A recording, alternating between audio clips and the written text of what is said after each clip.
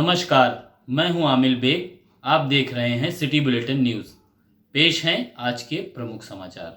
उत्तर प्रदेश के मुख्यमंत्री योगी आदित्यनाथ आज अयोध्या पहुंचे। रामकथा संग्रहालय के मैदान में सीएम योगी का हेलीकॉप्टर उतरा तो उनकी अगवानी के लिए तमाम लोग मौजूद थे। इसके बाद सीएम योगी राम जन्मभूमि पहुंचे, जहां पर उन्होंने राम लला का दर्शन पूजन किया और इसके बाद राम जन्मभूमि परिसर का उन्होंने जायजा लिया। राम जन्मभूमि सुरक्षा समिति के साथ उन्होंने रामलला परिसर में ही एक बैठक की और उसके बाद वो राम कथा पार्क के लिए रवाना हुए। बता दें कि आज उत्तर प्रदेश के मुख्यमंत्री योगी आदित्यनाथ अपने एक दिवसीय दौरे पर अयोध्या पहुंचे थे।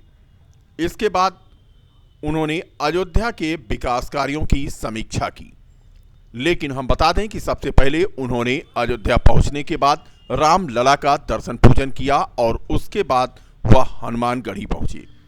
हनुमानगढ़ी में माथा टेकने और पूजन अर्चन करने के बाद मुख्यमंत्री योगी आदित्यनाथ ने आज अयोध्या के विकास को लेकर चल रही योजनाओं की जहां समीक्षा की, वहीं विकास कार्यों का जायजा भी लिया।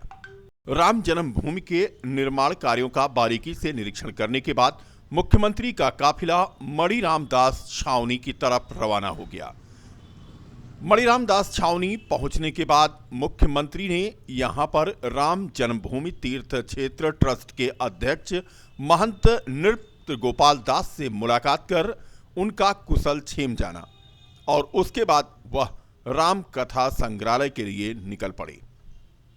अयोध्या में चल रहे विकास कार्यों की समीक्षा करने पहुंचे योगी आदित्यनाथ ने अधिकारियों के साथ तमाम विकास कार्यों को जल्द से जल्द पूरा करने पर चर्चा की।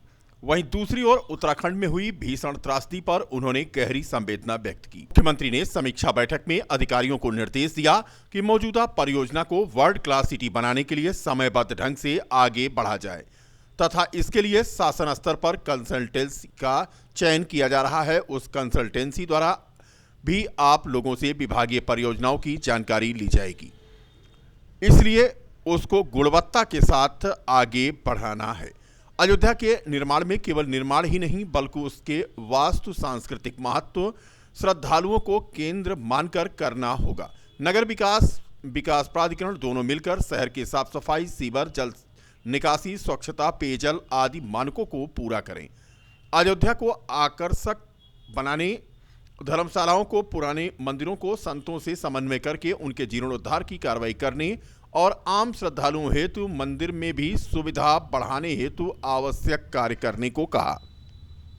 मुख्यमंत्री ने कहा कि प्रधानमंत्री की घोषणा के अनुरूप भव्य अयोध्या, दिव्य अयोध्या बनाने के लिए लगभग 1200 एकड़ जमीन लिया जाना है।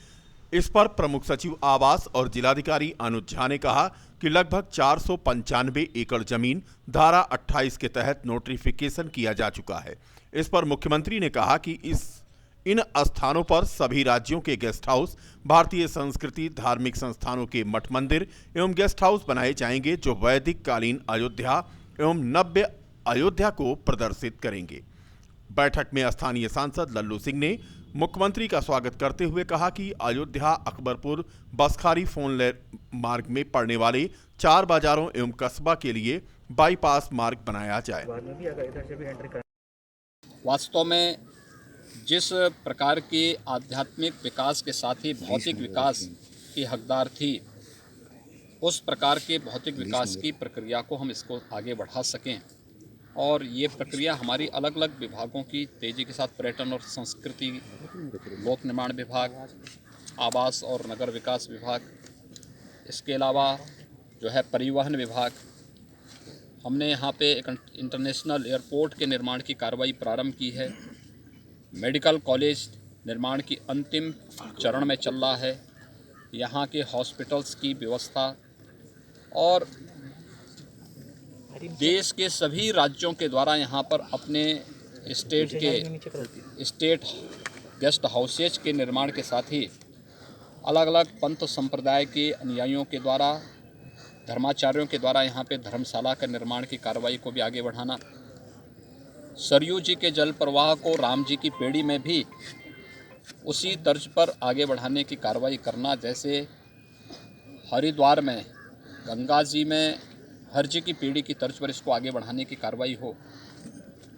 सड़कों के चौड़ीकरण और आईपीडीएस के अंतर्गत यहाँ पर अंडरग्राउंड केबलिंग की व्यवस्था के साथ ही पार्किंग की पर्याप्त व्यवस्था हो।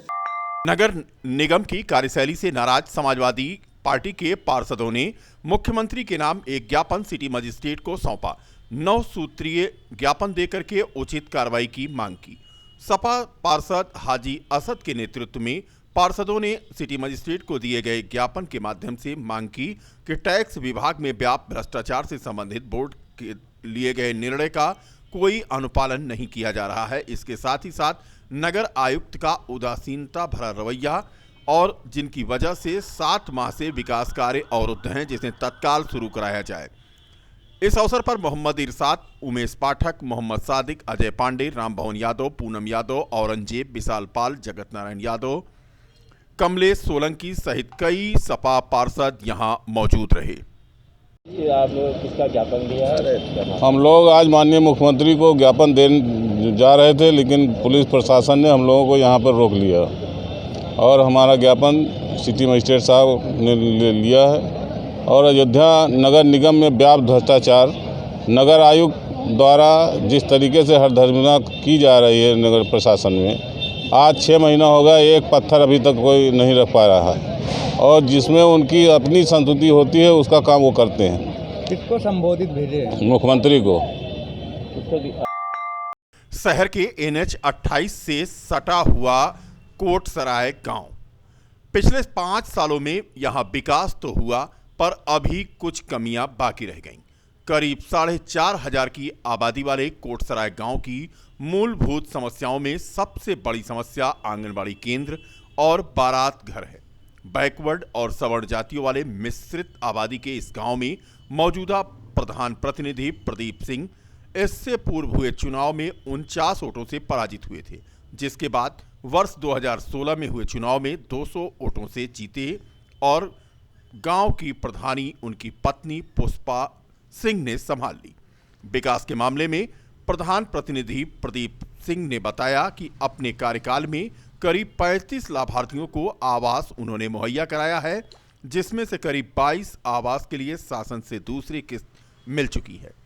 विधायक निधि के साथ साथ विधान परिषद निधि से भी उन्होंने गांव में इंटरलॉकिंग और खड़ंजे का निर्माण कार्य कराया है। करीब 400 से 500 मीटर नाली का निर्माण कराते हुए साफ सफाई का बेहतर इंतजाम किया। अभी कुमार सिंह कोटसराय में मसूदा ब्लॉक में आ रहा है, बीकापुर विधानसभा। आप मौजूदा समय में प्रधान है, क्या समस्या थी इस गांव की? गांव में हमारे जो है खरंजा नाली और आवास लोगों के लिए आवास नहीं था, शौचालय नहीं था और मान के चलिए इंटरलॉकिंग की व्यवस्था नहीं थी और बाकी कई समस्याएं थी गांव में। कितना काम कराया आपने? काम हमने कराया लगभग 300-400 मीटर के समथिंग नाली करवाया। उसके बाद सोलिंग का काम, इंटरलॉकिंग का लगभग 250-300 मीटर करवाया और आवास मान के आप चलिए कि लगभग 35-36 आया, तो 70% से एबव काम पूरा हो चुका है। शौचालय 200-250 के समथिंग हमने दिया है, जो गवर्नमेंट ने दिया है 12,000 का। और नाली खरंजा विकास कार्य काफ़ी हुआ है। अतिरिक्त कक्ष 2 आया है, जो डीएम साहब ने दिया है मजा का लगली, वो भी निर्माणाधीन है। क्या लगता है कि अभी और क्या क्या काम होने चाहिए अभी गाँव हमारे में? यहाँ जैसे आंगनबाड़ी नहीं है, आंगनबाड़ी का भवन नहीं है, 3 आंगनबाड़ी हैं, भवन एक भी नहीं है। हमारे यहाँ पंचायत भवन नहीं है, तो हम अपेक्षा करते हैं कि ये अभी विकास कार्य कुछ हमारे से छूटा हुआ है गाँव के लिए, वो करवाना है। जनता से क्या अपील? जनता से अपेक्षा है कि अगर हमको दोबारा सीट हमारी आती है, अगर हमको फिर से चुनती है, तो जो काम अपूर्ण है उसको हम... गांव के ही कई लोगों ने मौजूदा प्रधान के विकास कार्यों को सराहते हुए बेहतर बताया, तो कुछ आवास न मिलने से नाराज भी दिखे। बिना कैमरे के आए कुछ लोगों ने बताया कि जो काम होना चाहिए था वो काम गांव में हुए हैं। वर्ष 1995 से लेकर 2000 तक गांव की प्रधानी कर चुके पूर्व प्रधान परशुराम यादव ने बताया कि उनके समय में तो साल में बजट के नाम पर कुछ खास नहीं मिलता था, जिसकी वजह से तब की अपेक्षा अब काम बेहतर हो रहा है। कोटसराय 5 साल में क्या क्या काम हुए यहाँ पे? 5 साल में काम अपेक्षाकृत काम हुए हैं, लेकिन जनता की अपेक्षाएं भी पूरी नहीं हैं। और जो भी कार्य हुए हैं उसमें अभी बहुत से कार्य बाकी हैं। जैसे हमारे गांव में अभी 12 घर होने चाहिए, विद्यालय कट गया है मांझा कला का, वो नहीं बना है अभी। और आंगनबाड़ी 3 है, लेकिन 3 आंगनबाड़ी में कोई आंगनबाड़ी केंद्र भी बना नहीं। और सबसे ज़्यादा ज़रूरत जिसकी है वो पंचायत घर की है। पंचायत घर अभी तक हमारे ग्राम पंचायत में नहीं बना, जबकि हमारी ये न्याय पंचायत है। न्याय पंचायत के नाम से जाना जाता है। और जनता को भी जागरूक होना चाहिए। काम हुए हैं, लेकिन उस हिसाब से जनता अपने द्वार पर साफ़ सफाई नहीं रखती। इसको साफ़ सफाई भी रखना चाहिए। साफ सफाई क्या व्यवस्था है इस गाँव की? साफ़ सफाई की व्यवस्था है, तो सफाई कर्मी आता है, समय समय पे काम करता है, लेकिन उसके काम करने का तरीका जो है वो कुछ ठीक है, लेकिन जनता का जो सहयोग है वो नहीं ठीक है। वो नाली कूड़ा ले जा कर के उसी में इंक्रोचमेंट उसी में करके डाल देता है, उससे परेशानी होती है, जिससे नाली बनाना अति आवश्यक हो गया है। 5 साल आप भी प्रधान थे, तो क्या फ़र्क मिल रहा है दोनों में? 5 साल समय में परिवर्तन, 25 साल में 20 साल में बहुत परिवर्तन हो जाता है, और उस हिसाब से तो परिवर्तन बहुत अच्छा है। क्या लगता है कि इस बार जो चुनाव है वो किस मुद्दे को लेकर लोग आएंगे सामने? अब तो समस्याओं को लेकर के आएंगे। कुल मिलाकर कोटसराय गांव पहुंची सिटी बुलेटिन की टीम को विकास के नाम पर दौड़ने वाला पहिया रुक रुक कर चलता दिखाई दिया और ज्यादातर लोग तो खुश नजर आए। वहीं गांव के ही एक युवक विमलेश ने कहा कि उनके गांव में शिक्षा के लिए लोगों को जागरूक होने की जरूरत है। ये कोटसराय गाँव। क्या नाम है? विमलेश कुमार से। क्या परेशानी है इस गांव में सबसे ज़्यादा? परेशानी कोई नहीं, बस शिक्षा का अभाव है, जागरूकता नहीं है लोगों में, बाकी तो सारी चीज़ें अच्छा है। जो प्रधान थे उन्होंने कितना काम किया अभी? प्रधान तो हमारे यहाँ काफ़ी अच्छे हैं और उनके माध्यम से लोगों का काफ़ी कुछ हुआ है। गाँव है भैया, रामनयन पाल हमारा नाम है। आप यहीं के रहने वाले हैं, क्या लगता है 5 साल में कितना काम हुआ विकास का? 5 साल में बहुत अच्छा विकास हुआ भैया। नाली खड़ंजा और आवास बहुत मेहनत के साथ मंगाए हैं प्रधान जी। तमाम प्रकार के और काम, जैसे ये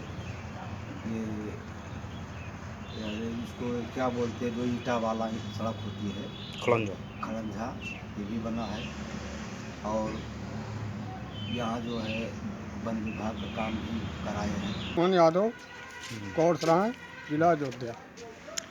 क्या समस्या है? क्या मकान वगैरह मिला प्रधान द्वारा? नहीं, कुछ नहीं स्वाद मिला है।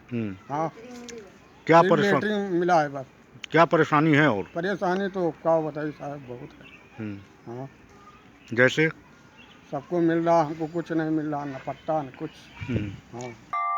बीकापुर में आज एक्वा गोल्ड फिश फीड प्रतिभा प्राइवेट लिमिटेड के तत्वावधान में मत्स्य किसान गोष्ठी का आयोजन करके किसानों को जानकारी दी गई।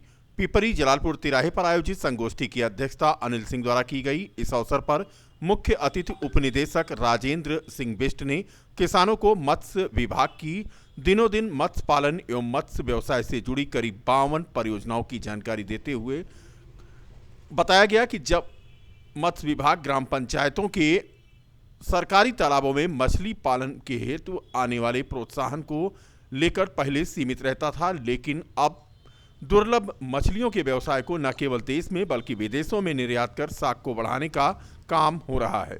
मत्स्य पालकों के बीच में जो पूरक आहार होता है, मछली का आहार, उसको बढ़ावा देना। दूसरा, ये अपनी इनकी कंपनी का अपना विज्ञापन है।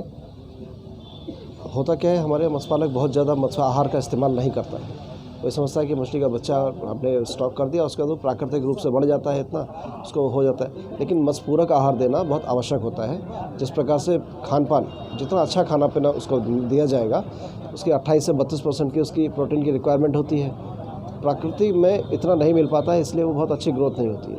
और व्यावसायिक रूप से करने में अगर मत्स्य पूरक आहार का, अगर किसी को कॉमर्शियली इसको देखना है, कॉमर्शियली मत्स्य पालन करना है, व्यावसायिक मत्स्य पालन करना है, तो उसके लिए फीड उसका एक बहुत अहम हिस्सा है।